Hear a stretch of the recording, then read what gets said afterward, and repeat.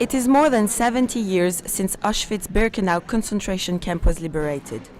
The Jewish Museum launched the memory quilts, which were made by the boys, a group of children who survived the Holocaust and tried to build their future in the UK, where they settled in the aftermath of the war.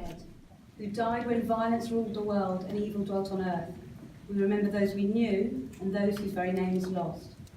I think it's important to have something that people can remember because the generation that actually lived through that time are not going to be with us for much longer. So something like the quilts gives us a legacy that we can remember them by, and the quilts tell the stories once the people are no longer here.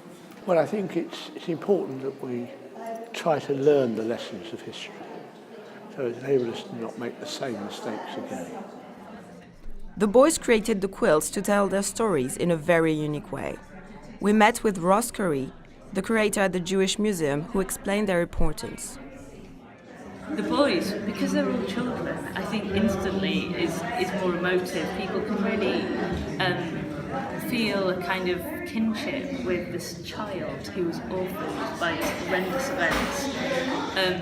But more than that, the quilts that we have here, which each were made by a boy or a girl, so by one of the Holocaust survivors and also their families, and they really tell a story, and it allows you to access that kind of individual story in a different way. If we don't have survivors able to speak to us anymore, these quilt squares are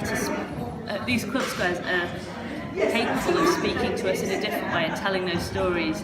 January 27th marks the Holocaust Memorial Day here in London and all over the UK. In South London, in Whitechapel, the boys' exhibition has been running and is going to end on January 29th. So exactly, what does this exhibition embody? The Jewish Museum displays 9 touring exhibitions. In Whitechapel, the Brady Arts Community Centre has been exhibiting the boys' triumph over adversity. It's obviously good, any reminder to be anywhere, to be completely honest. I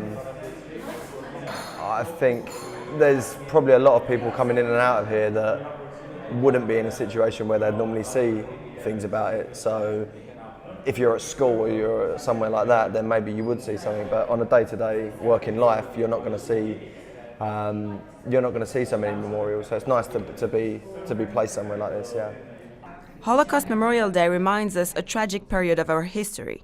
It's an occasion to pay tribute to innocent people who didn't survive, but will never be forgotten. Nina Lecourt, ELL+.